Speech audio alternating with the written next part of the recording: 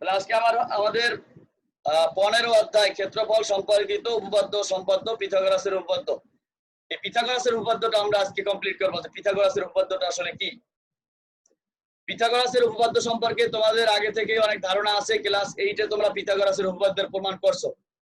Class 8-এ পিথাগোরাসের উপপাদ্য ছিল, সেই হিসাবে পিথাগোরাসের উপপাদ্যটা তোমাদের কাছে পরিচিত।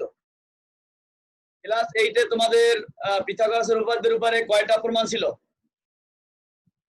4টা বা 5টা প্রমাণ ছিল তোমাদের জানা মতে।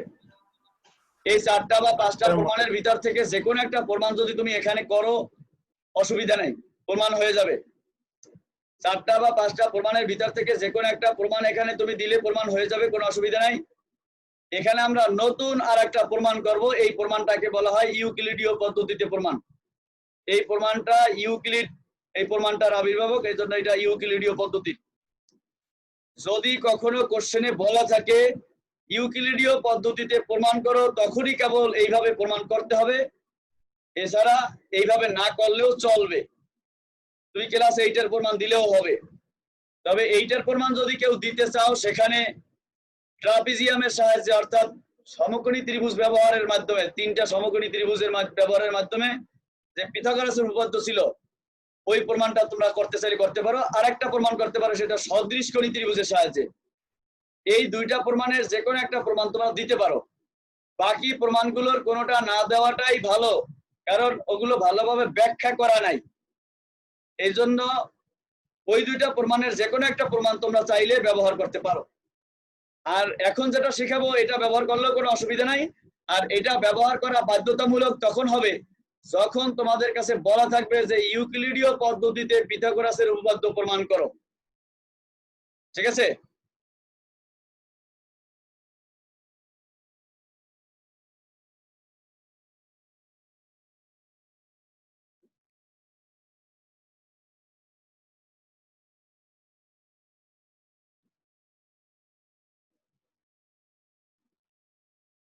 তোমাদের সামনে বইটা একটু বের করে রাখো, যখন যা জিজ্ঞাসা করি সেটার জন্য উত্তর দিতে পারো।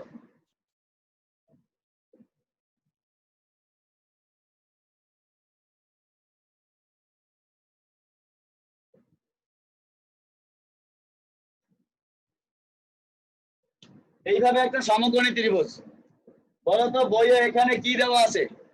বিন্দুটার নাম কি দিব? সি স্যার, সি দেওয়া। সি। এখানে কি দিব? এ। এ। এখানে বি। বি। এবার এই সি কোণ এক সমকোণ, সি কোণের বিপরীত বাহু এবি, এটা অতিভুজ।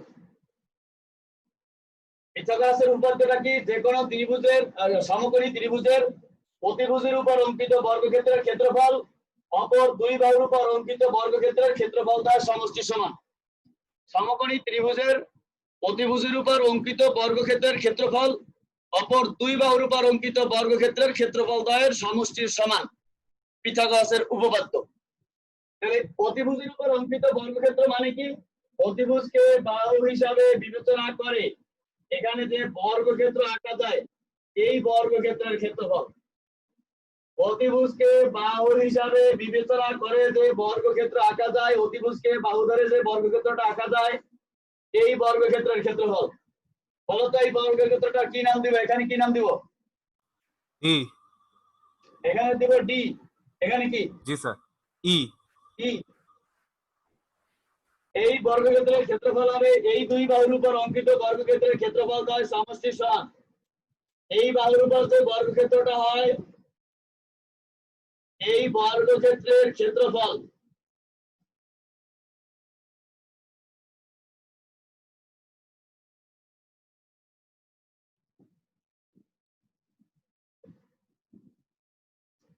বলো এখানে কি নাম দেব?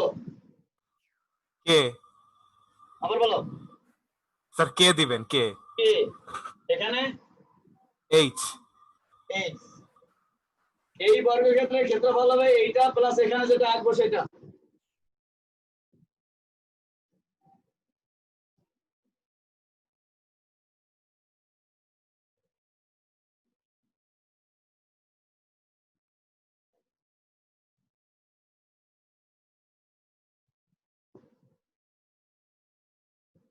এই বর্গক্ষেত্রের ক্ষেত্রফল হবে এই দুইটা বর্গক্ষেত্রের ক্ষেত্রফলের সমষ্টির সমান।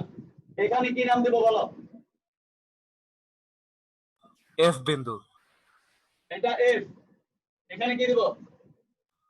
জি আবার বলো। স্যার, জি জি। জি।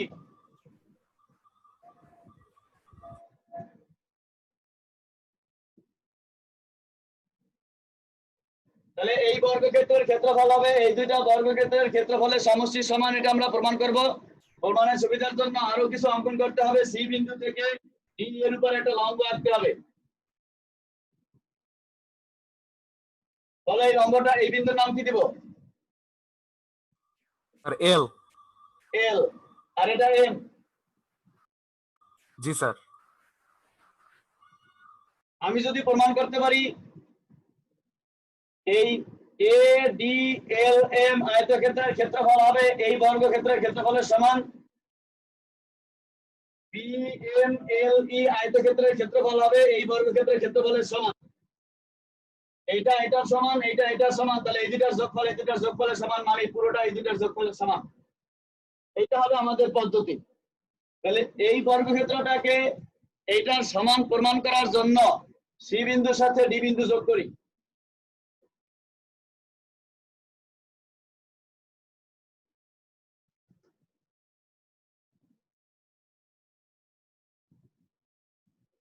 সি বিন্দুর সাথে ডি বিন্দু যোগ করলাম, এ বিন্দুর সাথে বি বিন্দু যোগ।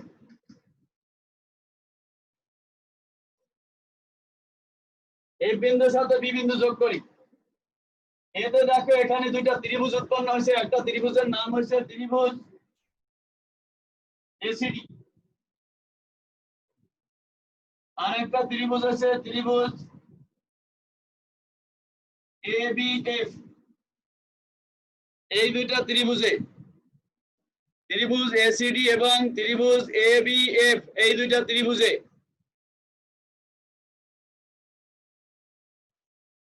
এই দুইটা ত্রিভুজের ক্ষেত্রে দেখো এই ত্রিভুজের এসি বাহু ইকুয়াল টু এই ত্রিভুজের এফ বাহু সমান। কেন সমান? একই বর্গক্ষেত্রের বাহু, এই জন্য সমান। একই বর্গক্ষেত্রের বাহু সমান হয়।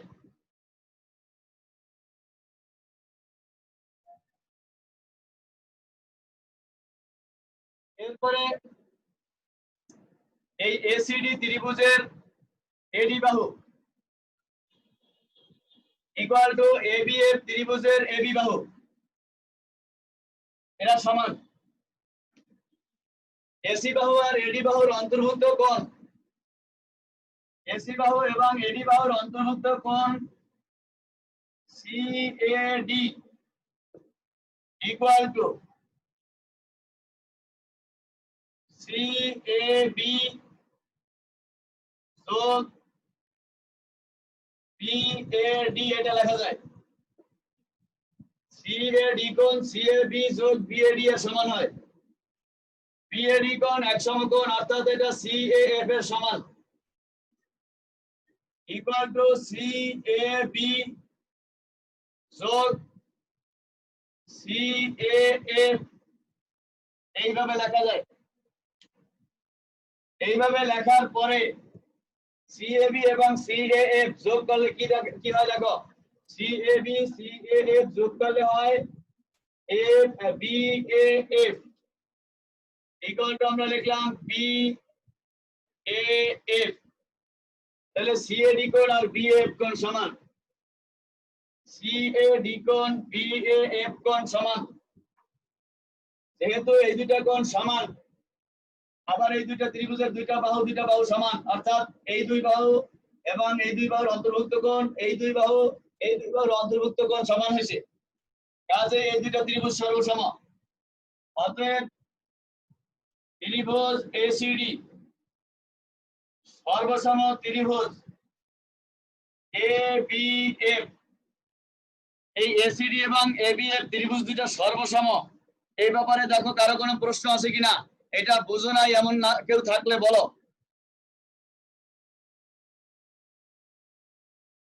এটা বুঝো নাই এমন কেউ আছো?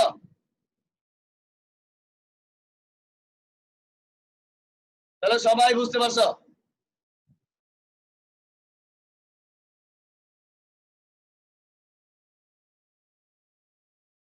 দুইটা ত্রিভুজের ক্ষেত্রফল যদি সমান হয় আর দুইটা ত্রিভুজ যদি সর্বসম হয়, সেক্ষেত্রে এই দুইটা ত্রিভুজের ক্ষেত্রফলও সমান হয়, অর্থাৎ এই দুইটা ত্রিভুজকে আমরা সরাসরি সমান লিখতে পারি। এই দুইটা ত্রিভুজকে সমান ত্রিভুজ লিখলাম। দুইটা ত্রিভুজ সমান লেখার মানে হলো তাদের ক্ষেত্রফল সমান। দুইটা ত্রিভুজ সমান হলে তাদের ক্ষেত্রফল সমান হবে, কিন্তু তারা সর্বসম নাও হতে পারে।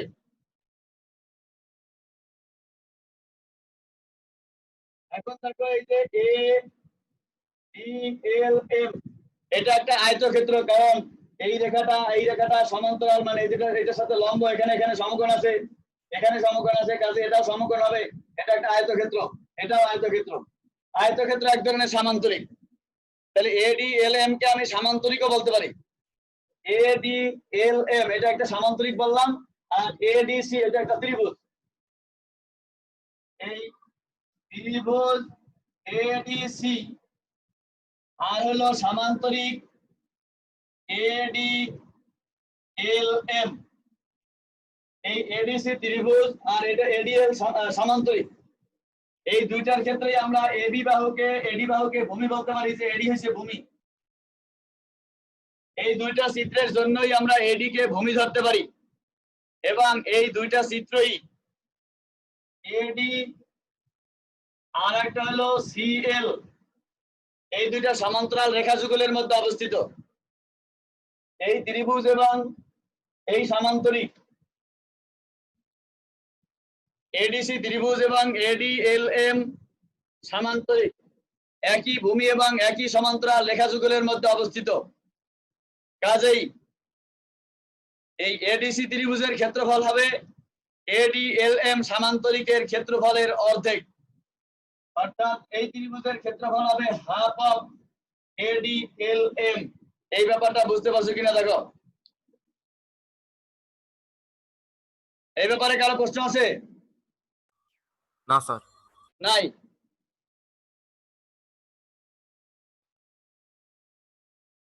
এইবার আবার দুইটা চিত্র দেখো। একটা হচ্ছে এ বি এফ, ত্রিভুজ এ বি এফ, আর একটা সামান্তরিক আছে এসিসিএফ। এদেরও যদি আমরা এফ কে ভূমি ধরি, এই দুইটার ক্ষেত্রেই আমরা এফ বাহুকে ধরলাম ভূমি, এবং এই দুইটা চিত্রই দেখো এফ সমান্তরাল বিজি এর মধ্যে অবস্থিত। এই দুইটা চিত্রই এএফ এবং বিজি সমান্তরাল রেখা যুগলের মধ্যে অবস্থিত। দুইটারই ভূমি এসে এএফ। এই ক্ষেত্রেও এবিএফ ত্রিভুজের ক্ষেত্রফল হবে এসিজিএফ সামান্তরিকের ক্ষেত্রফলের অর্ধেক, অর্থাৎ এতই করতে হবে হাফ অফ এসিজিএফ। দেখো এটা বুঝতে পারছো কিনা? এখানে কারো প্রশ্ন আছে? না স্যার। সবাই কি বুঝতে পারছো? জি স্যার, এটুকু বুঝছি। তাহলে এখানে কারো প্রশ্ন নাই?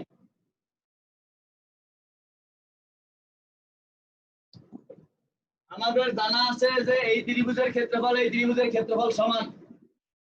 আমরা প্রমাণ করছি এটা এখানে।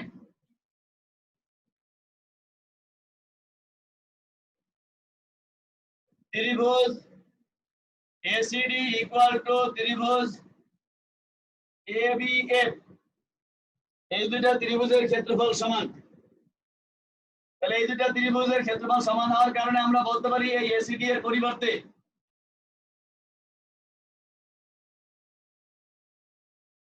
এখানেও এসিডি লিখে, এটার মতো করে এসিডি এবিএফ। আচ্ছা, এই এসিডি এর পরিবর্তে হাফ অফ এডিএলএম এটা লিখতে পারি ইকুয়াল টু এবিএফ এর পরিবর্তে আমরা লিখতে পারি হাফ অফ এসিজিএফ, এইভাবে লিখতে পারি।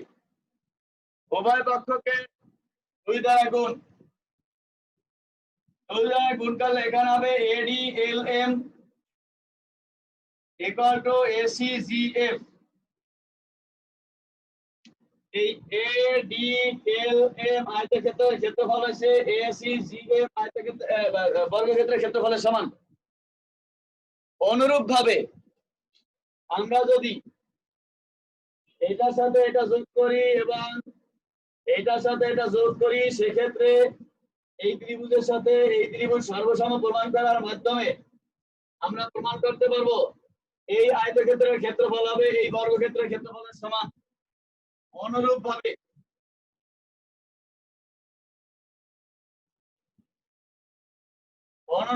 প্রমাণ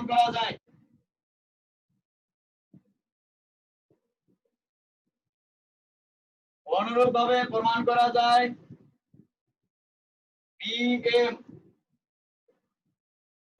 BMLE এটার ক্ষেত্রফল হবে BCHK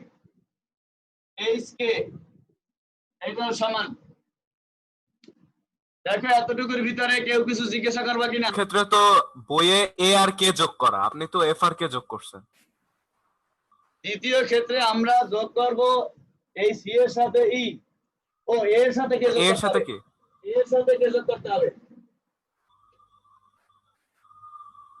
এর সাথে কে যোগ করতে হবে? হ্যাঁ, সেক্ষেত্রে এই ত্রিভুজ আর এই ত্রিভুজ সর্বসম প্রমাণ করতে হবে। ঠিক আছে স্যার। আর কেউ কিছু এটা যোগ করব, এটা বুঝবো কিভাবে? এই যে দেখো এখান থেকে সি বিন্দুর সাথে এইটা যোগ করছি, এই বিন্দুর সাথে এটা যোগ করছি, তাতে এই দুটো ত্রিভুজ সর্বসম স্যার হবে। স্যার হ্যাঁ বলো, বলো না কেন? এখন আমরা যদি এই দুটা যোগ করি তাহলে এই যোগফলটা এই দুটার যোগফলের সমান হয়।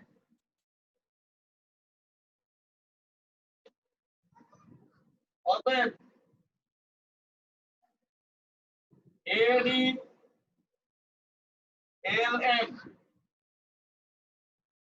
তারপরে আছে BMLE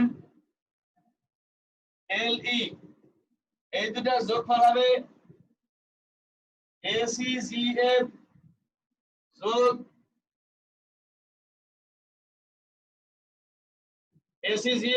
BCHK।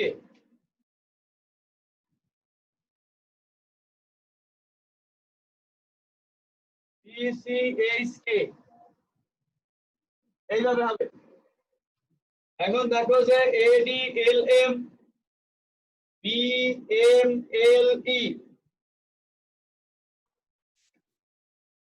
এই দুটার যোগফল আমরা ABED লিখতে পারি।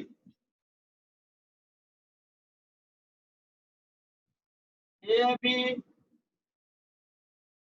ইকুয়াল টু ACGF যোগ BCHK লেখা যায়। অর্থাৎ এই বর্গক্ষেত্রের ক্ষেত্রফল এই দুইটা বর্গক্ষেত্রের ক্ষেত্রফলের যোগফলের সমান। এই বর্গক্ষেত্রের ক্ষেত্রফল কি? এবি বাহুর উপর বর্গ অর্থাৎ AB square equal to ACGF এর বর্গক্ষেত্র AC স্কয়ার। এই বর্গক্ষেত্রের ক্ষেত্রফল হবে AC স্কয়ার, BCHK এর ক্ষেত্রফল হবে BC স্কয়ার। তাহলে AB square equal two AC square plus BC square. এটা হলো পিথাগোরাসের উপপাদ্যের প্রমাণ। দেখো বুঝতে পারছো কিনা? এই প্রমাণকে বলা হয় ইউক্লিডীয় পদ্ধতিতে প্রমাণ। এখানে আর কারো প্রশ্ন আছে?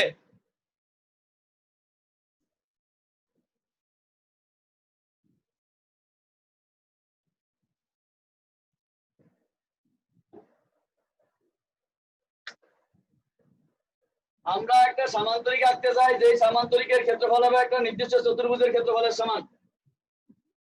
স্যার নির্দিষ্ট এই কোণ দেওয়া আছে স্যার। কোন চতুর্ভুজের ক্ষেত্রফলের সমান আঁকতে চাই? চতুর্ভুজটা আগে এঁকে নেই। স্যার নির্দিষ্ট একটা কোণও দেওয়া আছে। বুঝি নাই? স্যার প্রশ্নে আছে একটি নির্দিষ্ট কোণ দেওয়া আছে।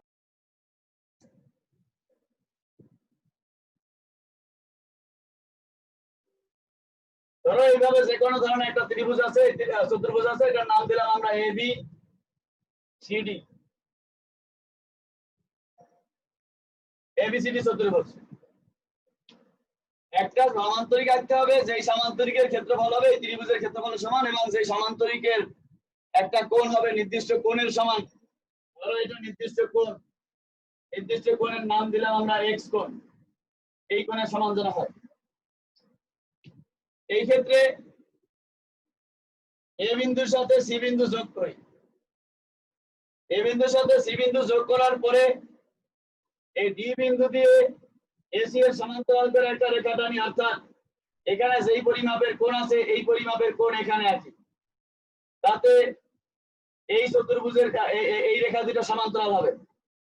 এসি এর সমান্তরাল করে ডি বিন্দু দিয়ে একটা রেখা আঁকলাম, এটার নাম দিলাম আমরা ডিই। এখন যদি আমরা এ এর সাথে ই যোগ করি সেক্ষেত্রে এ বি ই একটা ত্রিভুজ পাওয়া যাবে, যেই ত্রিভুজের ক্ষেত্রফল হয়েছে এই চতুর্ভুজের ক্ষেত্রফলের সমান। চতুর্ভুজের ক্ষেত্রফলের সমান করে আমরা একটা ত্রিভুজ আঁকলাম। এখন এই ত্রিভুজের ক্ষেত্রফলের সমান করে যদি আমি এখন একটা ত্রিভুজ সামান্তরিক আঁকি, তাহলে আমাদের অঙ্কন কমপ্লিট হয়, কারণ চতুর্ভুজের ক্ষেত্রফল হচ্ছে ত্রিভুজের ক্ষেত্রফলের সমান, ত্রিভুজের ক্ষেত্রফল সামান্তরিকের ক্ষেত্রফলের সমান, তার মানে সামান্তরিকের ক্ষেত্রফল সরাসরি চতুর্ভুজের সমান হবে। ত্রিভুজের ক্ষেত্রফলের সমান ক্ষেত্রফল বিশিষ্ট সামান্তরিক যদি আঁকতে চাই সেক্ষেত্রে আমাদের পদ্ধতি ছিল এই ত্রিভুজের যে ভূমি বিই, এই বিই কে অর্ধেক করতে হবে। এই বিই কে অর্ধেক করার জন্য অর্ধেকের বেশি ব্যাসার্ধ নিয়ে দুই পাশে বৃত্তচাপ দিয়ে এইভাবে একটা রেখা টানতে হবে। অর্ধেকের বেশি ব্যাসার্ধ নিয়ে দুই পাশে বৃত্তচাপ দিয়ে এইভাবে একটা লম্ব সমদ্বিখণ্ডক আঁকতে হবে। আঁকলে এই লম্ব সমদ্বিখণ্ডক রেখাটা বিই বাহুকে যে বিন্দুতে ছেদ করবে, ধরে নিলাম ওই বিন্দুটা ও বিন্দু।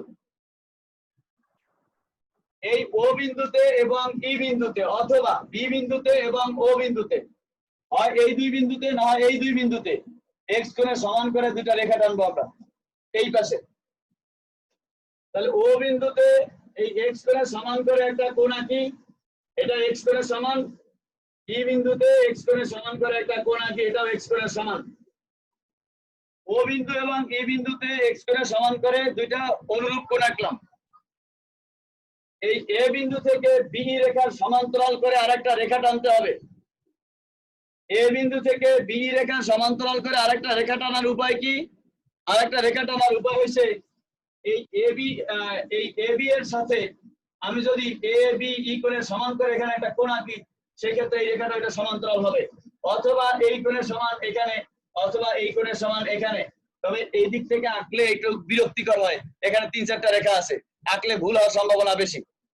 এই জন্য এই দিক থেকে যদি আঁকি এই বি কোণের সমান করে এই দিকে একটা রেখা টানলাম, তারপরে এখানে যতটুকু আছে এতটুকু ব্যাসার্ধ এখানে বৃত্তচাপ দিয়ে তারপরে এটা যোগ করে যদি দেই, এইভাবে যদি যোগ করি সেই ক্ষেত্রে এই রেখাটা হবে এই রেখাটার সমান্তরাল। এইভাবে যদি যোগ করি এই রেখাটা হবে এই রেখাটা সমান্তরাল হবে। সমান্তরাল হইলে এই রেখাটা এই দুইটা রেখাকে দুইটা বিন্দুতে ছেদ করে এই দুইটা বিন্দুর দুইটা নাম দিব। এই দুইটা বিন্দুর কি নাম দেওয়া যায়? সি ই, এটার নাম দিলাম আমরা এফ, এটার নাম দিলাম জি। তাহলে এই সি ই এফ জি এই সামান্তরিকের ক্ষেত্রফল হবে এ বি ই ত্রিভুজের ক্ষেত্রফলের সমান। এ বি ই ত্রিভুজের ক্ষেত্রফল হয়েছে এ বি সি ডি চতুর্ভুজের ক্ষেত্রফলের সমান। সুতরাং সি ই এফ জি এই সামান্তরিকের ক্ষেত্রফল এ বি সি ডি এই চতুর্ভুজের ক্ষেত্রফলের সমান। দেখো এই ব্যাপারে আর কারো প্রশ্ন আছে কিনা, সবাই বুঝতে পারছো কিনা? ক্ষেত্রফল হয়েছে ও ই এফ জি সামান্তরিকের ক্ষেত্রফলের সমান। ও ই এফ জি সামান্তরিকের ক্ষেত্রফল হয়েছে এ বি ত্রিভুজের ক্ষেত্রফলের সমান। এ বি ত্রিভুজের ক্ষেত্রফল হয়েছে এ বি সি ডি চতুর্ভুজের ক্ষেত্রফলের সমান। কাজেই এই ও ই এফ জি সামান্তরিকের ক্ষেত্রফল হবে এ বি সি ডি এই চতুর্ভুজের ক্ষেত্রফলের সমান। জি স্যার, এটুক বুঝছি। তাহলে এটা শেষ। হ্যাঁ, আবার আর কি বল? ঠিক আছে, বুঝছি স্যার। অর্ধেকের বেশি ব্যাসার্ধ নিয়ে দুই পাশে বৃত্তচাপ দেওয়ার পর এইভাবে যোগ করলে এই রেখাটা হবে এটা লম্ব সমদ্বিখণ্ডক, মানে এখানে সমকোণ হবে, আবার এই খণ্ড আর এই খণ্ড সমান হবে। স্যার অর্ধেকের বেশি ব্যাসার্ধ নিতে হয় কেন? অর্ধেকের বেশি ব্যাসার্ধ না নিলে তো এইভাবে যাবে আর এইভাবে যাবে, সেট করবে না। ও আচ্ছা, বুঝছি। আর কোনো প্রশ্ন? আমরা স্যার আমরা যদি স্যার একটা রেখাকে স্যার দুইটা অংশে না করে 3-4টে অংশ করতে চাই তাহলে স্যার কিভাবে করব? একটা রেখাংশকে 3টা-4টা অংশে বিভক্ত করবা, সেটা কি সমান অংশে না কোনো অনুপাত দেওয়া আছে? স্যার সমান অংশে। সমান অংশে। তুমি বলো কয়টা অংশে বিভক্ত করব? স্যার 3টে। 3টা। ধরো এটা একটা রেখাংশ দেওয়া আছে, এটাকে সমান 3 ভাগে ভাগ করতে হবে। সমান 3 ভাগে ভাগ করার জন্য এখানে যে কোনো পরিমাপের একটা কোণ আঁকো। এইভাবে যে কোনো পরিমাপের একটা কোণ আঁকো, যে কোনো, এর কোনো নির্দিষ্ট পরিমাপ নাই। এবং এটার থেকে সমান মাপের 3টা খণ্ড নাও, 1 2 3। 3টা খণ্ড নিয়ে শেষ খণ্ডটার সাথে এটা যোগ করো, শেষ বিন্দুটার সাথে যোগ করার পরে এখানে যেই পরিমাপের কোণ আছে এই পরিমাপের কোণ এই জায়গায় আঁকো, এই পরিমাপের কোণ এই জায়গায় আঁকো। এই কোণগুলো সমান হলে এই রেখাগুলো সমান্তরাল হবে আর এই খণ্ডগুলো সমান হবে। জি স্যার বুঝছি। এইটা একটা পদ্ধতি। আর একটা পদ্ধতি আছে, আর একটা পদ্ধতি হচ্ছে এইভাবে রেখা টানার পরে এইদিকে একটা কোণ আঁকো, যে কোনো মাপের একই পরিমাপের কোণ এইদিকে আঁকো। এই দুইটা কোণ একই পরিমাপের, দুইটা একদম সমান। এখানে বসিয়ে যে কোনো ধরনের 2টা খণ্ড নাও, 2টা, এবার 2টা নেবা, একই মাপের 2টা খণ্ড এখানেও নাও। এইবার এই প্রথমটার সাথে এটা আর এই প্রথমটার সাথে এটা, শেষটার সাথে এটা যোগ করে দাও। যোগ করলে এখানে 3টা খণ্ডে বিভক্ত হবে এবং ওই 3টা খণ্ড সমান হবে। স্যার এই সেকেন্ড যে করছেন স্যার এটা করার জন্য স্যার উপরে যে দুটো খণ্ড নিছেন নিচেও কি সমান সমান সেই খণ্ড নিতে হবে? হ্যাঁ, এটা সমান। এটা যদি x হয় এটাও x হবে, এটাও x হবে, এটাও x হবে। এটা যদি থিটা হয় এটাও থিটা হবে। আর এখানে এইটা যা জি স্যার আছে তাই বুঝছি। হোক, এটা যদি থিটা হয় এটাও থিটা, এটাও থিটা। এর ব্যাপারে আর কেউ কিছু জিজ্ঞাসা করবা কিনা?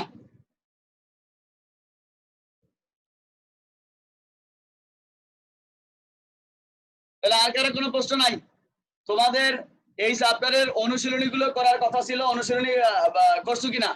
অনুশীলনীর ভিতর থেকে ঠিক আছে, অনুশীলনী বসি পরের ক্লাসে 15 অধ্যায়ের অনুশীলনীর ভিতরে যদি কারো কোনো সমস্যা থাকে বলবা, যদি সমস্যা না থাকে আমরা নতুন একটা অধ্যায় শুরু করব।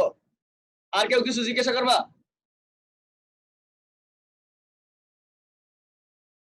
না স্যার। ঠিক আছে, আল্লাহ হাফেজ। আসসালামু আলাইকুম। ওয়ালাইকুম আসসালাম।